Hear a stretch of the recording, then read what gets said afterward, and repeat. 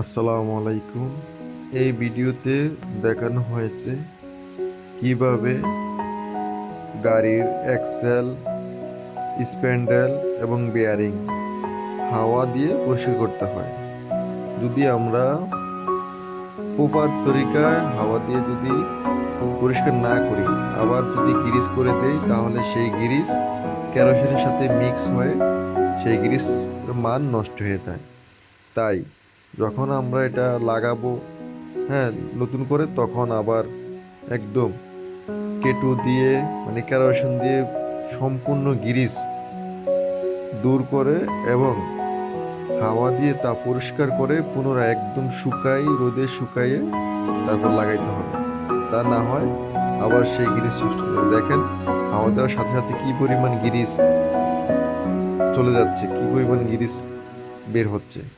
যদি আমরা সেই গ্রিজ অনুযায়ী লাগাই, তাহলে আবার আমাদের গ্রিজ আবার নষ্ট হয়ে যাবে।